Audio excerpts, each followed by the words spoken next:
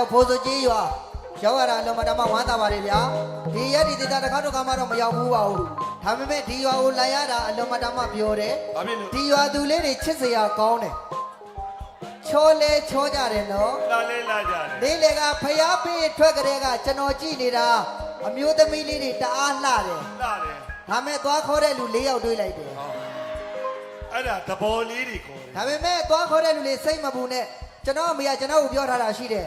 ငါသားတဲ့မိမယူရင်သွားခေါ်တဲ့မိမကိုရွေးယူတဲ့ရုပ်ဆိုးကကြီးတန်တယ်ဘယ်ဥမှတော့သွားခေါ်တဲ့မိမယူလို့ရှိရင်နှစ်ဘဝပေါင်းရတယ်တဲ့ဘယ်လိုနှစ်ဘဝပေါင်းရသွားခေါ်တဲ့မိမယူလိုက်ရင်အသက်ကြီးလာလို့ရှိရင်ဘေးသွားတွေကျိုးပြီးအဲ့ဒီခေါ်နေတဲ့သွားလေးနှချောင်းနဲ့ကျန်းနေခဲ့မှာ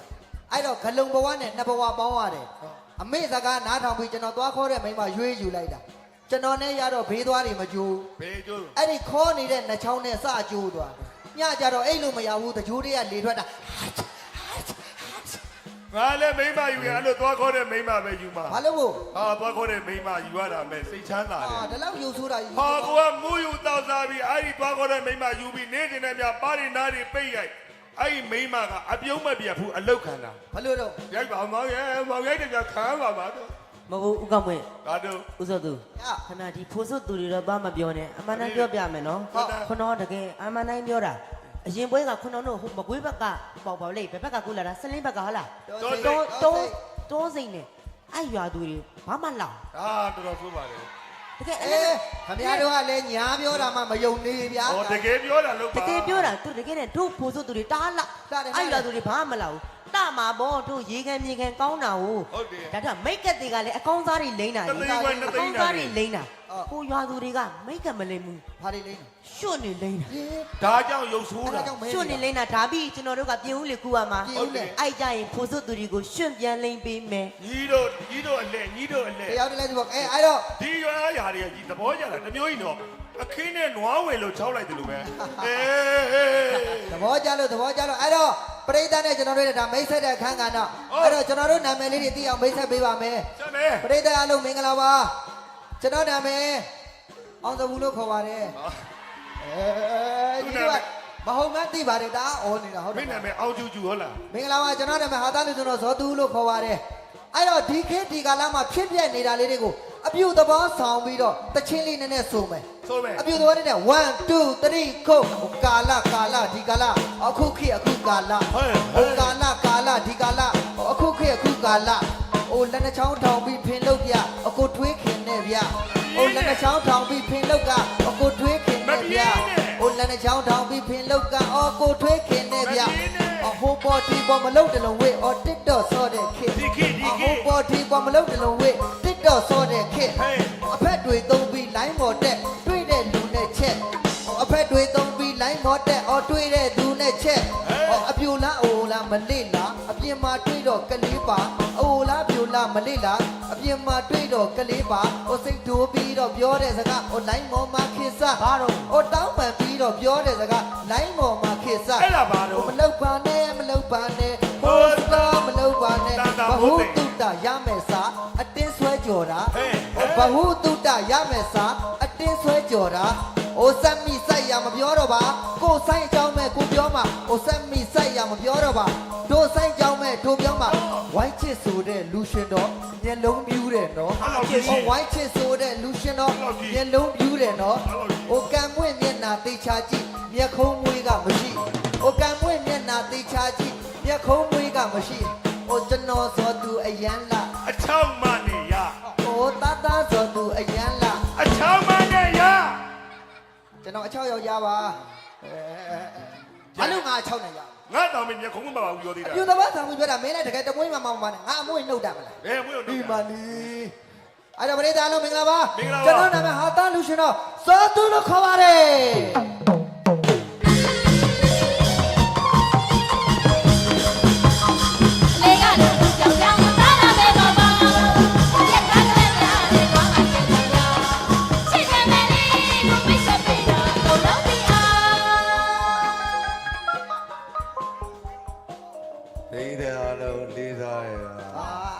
အတန်းတော့ဝင်းဦးဗျာကျော်ရင်မကျော်ဟိမ်းမမသိဝင်းဦးမမသိဝင်းဦးနဲ့ကျော်ဟိမ်းနဲ့မခွဲတတ်လို့ဒီကောင်ဒလန်းလေးပါလေတီဘူးလေးပါလေကြီးမှုမပေါ်ပါဘူး ဖေးသားလုံးမင်္ဂလာပါ မင်္ဂလာပါ စီယာမမလေးလည်းမင်္ဂလာပါ ဟောမမတယ်မင်းထက်ကြီးအဲ့ဒါဟိုတိုင်ကြီးပဲရှိတော့တယ် စီယာညီမလေးလည်းမင်္ဂလာပါ အဲ့လိုပြော ကျွန်တော်နာမည်မိတ်ဆက်မယ်ဗျာ မိတ်ဆက်ပါ ဟိုကလေးကဘယ်လိုဖြစ်နေတာအဲ့ကလေးကဘယ်လိုဖြစ်နေရတော့ ကလေးလားမနေဘူးလားကလေးနေအောင်အဲ့မွေးတကောင်တော့ဖမ်းပေးလိုက် ဘယ်နည်းမလေးမွေးတကောင်လောက်ဖမ်းပေးရ ကစားပါစေ ကလေးတွေတော့ပိုးတယ်ဟိ ဟာပေါ်တယ် ဒီရွာကြည့်ပြီးတော့ငါမဆိုင်နဲ့ကိုငါလုံမစားကျင်တော့ဘူး ဘာလို့စားကြ ငါဒီရွာမှာစီးပွားရှာမလို့ ဘာစီဝါရေးတော့ လာမင်းနဲ့ဆိုင်မလို့တော့ဒီရွာမှာပတ်ဆက်လဲရတယ်လို့ဘူးတူတာလည်းရတယ်ရေလို့ ဘယ်လို့တော့ ငါလက်တယ်လုံရင်ကောင်းမလားလို့ မင်းနာလက်တယ်လုံလို့ရတော့ဗိုက်ကြီးတဲ့ညစ်ကိုညစ်မှာမဟုတ်ဘူးသူကဝင်လိုက်ထွက်လိုက်ဖြစ်နေ ငါမျက်နှာကြည့်လန့်ပြီးတော့ကိုတတ်မွေးမှပြေးကြတယ် ဟုတ်တယ်ဗျာ ကလေးမွေးတာလည်းလွယ်လွယ်လေးရကလေးတွေဘိုက်ခွဲမမွေးနဲ့ ဘာလို့ရမလဲ ဟာဘိုက်ခွဲမွေးလို့စီရင်ပတ်ဆက်ကုန်တယ် ကုန်းနေကုန်းနေ ရိုးရိုးတန်းတန်းမွေး ဘယ်လိုမွေး ကလေးဘလောက်ထွားလွယ်လွယ်လေးမွေးလို့ရတဲ့နေရှိတယ် နီးစနစ်လေးပေး ဒီ တယ် စနစ်ကလေးကြီးတယ်မွေးဘိုင်းနာပြီးဆိုကြတဲ့လူမကိုဆရာကလေးနဲ့ချောင်းလူလေးထားလိုက် ဘဝတူတာတော့မှတ်ထားကြမှတ်ထားကြ ဘိုင်းဒီဘာတွေတော့မလေးနဲ့ကလေးခိုင်းမိတတ်တယ် ဟုတ်တယ် အဲ့ဒီမှာလက်ထက်မှာဘာဆောင်ရမလဲ ဘာစားရော တစ်ဖက်ကချိုးချီလေးတစ်လုံးဆောင်တစ်ဖက်ကငပြောသီးလေးတစ်လုံးဆောင် အလွယ်လေးပဲ ဟာအပေါက်ကနေလာလာအေးစားမလားအေးစားမလားအေးလာအေးစားမလားအေး ကလေးမွေးဖို့ခေါ်တာလားအကောင်ထောင်းနေတာလား အဲ့ဒီမှာဗိုက်တွေကကလေးကချိုးချီစားရင်လို့ငပြောသီးစားရင်နဲ့စိတ်နဲ့အဲ့ငပြောသီးနဲ့ချိုးချီကိုလက်နဲ့ဘတ်ကိုဆွဲယူလိုက်မယ် ဆွဲယူ အဲ့ဒီချိန်ကျမှလက်ကင်ပြီးဒီလိုဆွဲပြီးတော့ထုတ်လိုက်အဲ့ဒါအကလေးတန်းမွေးတာပဲ ဗိုက်ကြီးတွေကတော့အသက်ကိုရှင်လိုက်မှာမဟုတ် ဟို ဘူး ခင်ဗျမွေးဦးမလားကျုံမွေးပေးမယ် တော့ပါနဲ့ ကဲဘေးရမိတ်ဆက်မယ်ဗျာ မိတ်ဆက်ပဲ 1 2 3 go ဟာကျွန်တော်နာမည်အစတွင်ကတင်တာဘာချာအေးစလာပေးတာစာဖို့သမားကြာညိုစားတာခေါက်ဆွဲဆိုင်နှစ်ယောက်တွဲထိုင်တာသမီးစားစီဒီစားတာဗိုက်ကြီးတယ်တက်ကြီးနဲ့နေတာဒေါ်သားအပျော်သွားတာတောင်ပြုံးအပေါက်ဆုံးတာတရုတ်ဆိုင်အဟုတ်မိုင်တာဘုစတောက်အလိုလိုပေါက်တာပင်တာချင်းအောင်သမယာသည်ပကံနဲ့နေတာကညာဦးတောင်စုစုလေတာကချစ်သေးအသမင်းနဲ့တွေ့တာတောမို့ဆိုတရားထိုးကမန်းရကိုကြအစိုးတန်တာဖိုးချိန်ဒီမိုးချိန်ဒီတာကဆုံလာအကုန်ပွားတာဘယ်ဒီလက်စီတာကရတော့ကညာပေါ်တာစိတ်မန်းတမိန်လန်းတာဝိထယံအငင်းတန်တာမတ်ကြော်ဆက်စော်တာဆေးလေးတမတွင်းရှိလို့စာတီကောင်းမယ်ကျွန်တော်နိုင်မယ်ကကံပွင့် အစိုးရတိုင်းကျွန်တော်နာမည်ကံမွေ့မှာလို့ပြောလိုက်နဲ့ငွေကြိုက်မှာမဟုတ်လားရှာရှိတဲ့မိချောင်းပါ မင်းတော့မပြီးပါနဲ့လုံနေတယ် ငါတမင်းကိုမပြီးခိုင်းတာ ကဲဘေးရအားလုံးမင်းတော့ကျွန်တော်လည်းကံပွင့်လို့ခေါ်ပါတယ် ကံမွေ့မှာ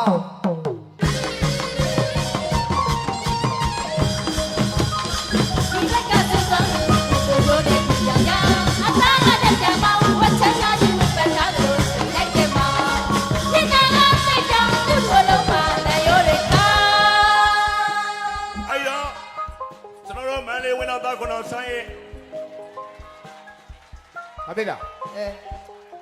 ဆိုင်နေ တကယ်ပါဖိုးစုကကလေးမကြီးငါတကယ်ပြောတယ်ဒီနာကဘေးတက်ကလည်း AC ပဲ အေးစေးပဲ ဟောပေါ့ဝါမားတွေခီးဦးဆိုင်တော့ ဘာဖြစ်လို့ ဘာဖြစ်လို့ ဘာလို့တုံးနောက်ကကောင်လေးကြီးကမတ်တရက်ကြည်တာ ကြည်တာ ခင်ဗျားတို့ကထိုင်းကြည်တာ ဟုတ်တယ် ဟိုကပြက်လုံးကြတာသဘောကျရီမာ ကြီးမှာပေါ့ အမတို့ငိမ့်မခံနဲ့ ဘာလို့ရမလဲ ဆက်လိမ်မီကိုရဲနေအောင်ဖွာထား ဖွာတာဖွာတာ သူဟာသူကလည်းဟီးသူထိုးလို့လိုက်ဘဲလောင်လောင် တော်ကြမယ်ကိုရီးယားကင်ဆိုပြီးလုံရောက်နေပါဦးမယ်ကွာ ငါသဘောကျတယ်အလှည့်သွားတော့ကတရပူသဒအဖွဲ့ ဟုတ်တယ်နဲ တရပူသဒအဖွဲ့မလေးမျက်တောင်တူတွေ လာကျင်တို့လာကျင် ဒီ တို့ မှာအလှည့်မထွက်ခင်ရတော့မန္တတဲ့ဟဲ့လို့ပဲ ဘလို့တော့ ရက်တော့ဘူးနေပေါ့ အလှည့်ထွက်မယ်ဆိုပြီးအလှည့်ထွက်ပြီးပတ်ချရတာ ပတ်လိုက်ပါ ပြန်လာတော့ဖုန်နေတင်ပြီးမျက်တောင်တူကလေးလာမသိဘူးပြန်ဝင်တော့ဟဲ့လို့ပဲ အဲ့ဒါတော့မနေပြဲလာတာ သမင်းစားနေတာမျက်တောင်တူကတစ်ဖက်ကျွတ်နေတာမသိဘူး တော်တရားပေါ့ခဏနဲ့မကြလို့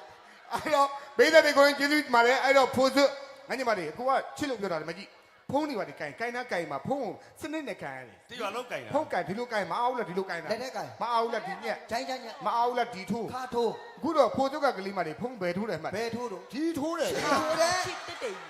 ကြီး ဒီမထိုးနဲ့ကိုဓာတ်ပုံကြပြီးတင်းနေသလိုပဲ လိုက်လွှင့်လိုက် ငါတော့ပြီးခဲ့တဲ့ဘွေကနေပြည်တော်မှာတီးတယ်ကျွန်တော်စကားပဲနောက်ခဲ့ကျွန်တော်တို့နေပြည်တော်ဆိုရင်တော့ဝင်းအောင်ဆိုင်က150ပြဟုတ်ကဲ့ပြောလို့ရှိတယ်ဝင်းအောင်ကဝိုင်းချစ်ပြောင်းလေးပါဟာဟုတ်ကဲ့အကိုနောက်မှခွဲလိုက်မယ်ဆိုပြီးတော့ကဗျာကန်နဲ့ဖုန်းကိုဆွတ်ဆိုပြီးထိုးသွားတာ ထိုးချ မှန်တယ်ပြောရင်ကိုဖုန်းကလော့ခတ်မထားဘူးကင်မရာကလက်မနဲ့နှိမ့်ပြီးပွင့်နေတာမသိဘူး ပြီးလိုက် ပြေးတယ်ကွာသူပြေးတာချက် ဘယ်ရတော့ ချက်နဲ့ဘယ်ရတော့ဟာ က ပေါ့ ပြေးရကွာချက်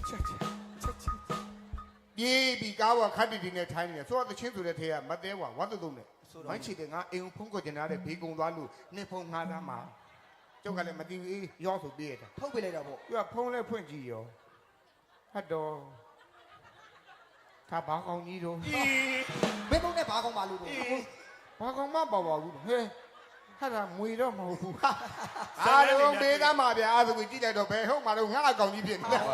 တော်သေးတာပေါ့ဝိုင်းချစ်လက်ဟောက်ကြီးဖြစ်နေလို့ အဲ့တော့ကြီးတို့ဖုန်းကိုဒီကြားထဲမထိုးနဲ့စကားပြောရင်လည်းဖိုးတုကကလေးမတွေချစ်လို့ပြောမယ်နော်ရှင်းကြီးပြော ရှင်းချင်းအောင်ပြော မရိုင်းနဲ့ ဆိုင်နေဆိုင် သူတို့လာပြီးတော့ဒီမှာဆိုင်းနေပါလာကြည့်ရတိပေါက်ချင်တဲ့ဟဲ့ကောင်မတိပေါက်ချင်အောင်ပြော ဘယ်လိုပြော ဒီပြလူမသိအောင်ပြောဟဲ့ကောင်မ ဟေး ဟဲ့ကောင်မ ပြောလေ ညီနဲ့ငါနဲ့လီရွှေကန်ကရေရှမ်းညီရအောင် ဩဒါဆိုရင်ကြီးသွား ရ ပြီ င်ကြီးတယ်ရင်ကြီးတယ် တကယ်ချင်းတော့လာထိုင်လို့ဇွတ်လို့ထိုင်လိုက်လို့ခီရကလေးမဘော်လီဂျူးပြုတ်သွားဟဲ့ကောင်မဘော်လီဂျူးကြီးပြုတ်လို့မပြောအောင် ပြောအောင် ဒီပြလူမသိအောင်ပြော ဘယ်လိုတော့ ဟဲ့ကောင်မ ဘာတော့ ဟဲ့ကောင်မ ပြောလေ ညီဟာလေးတစ်ခုကခု900မဲ့နေတယ်နော် မဲတပြားဆန်းသွားတာ အဲ့မှာဒီရှင်တော်တွေထွက်လာလို့ရှိကိုဇွတ်လို့ထိုင်လိုက်လို့အောက်ဆက်လွတ်နေဟဲ့ကောင်မညီဟာကြီးပေါ်လို့မပြောအောင် ပြောအောင်နော် ဘယ်သူမှမသိအောင်ပြော ဘာပြောရမ ဟဲ့ကောင်မ ဘာတော့ ဟဲ့ကောင်မ ဘာတော့ ညီအဲ့ဒီရာသာနေဝင်းကြီးဘယ်မှာညှက်တာလဲဦးအေး ဟာ မင်းလည်းအဲ့ရတာနမကဘယ်မှာညက်တာလဲ ငါဒီနေ့ကစားပြီးသပင်မညတ်တော့ဘူးကွာ ဘွားကြီးခင်ဗျဒီကေပဲလားခင်ဗျဟုတ်တယ် ကို တဲ့ လည်းရကောင်းကြီး ဟုတ်တယ်တဲ့ အလဲခွဲကြီး ဟာဟုတ်တယ်လို့နေကြီးကိုသွားနှစ်ချောင်းသုံးချောင်းနဲ့တကြိုးမှ ကျိုးသွားတာပါ အဲ့တော့အားလုံးမင်္ဂလာပါဒီနေ့ညပြောပြောရှင်နဲ့ဖြောပြတင်တဲ့မှာဖြစ်တဲ့အတွက်ပိသက်တွေအားလုံးကျွန်တော်နာမည်ကတော့ဝိုင်းချစ်လို့ခေါ်ပါတယ်မင်္ဂလာပါ မင်္ဂလာပါ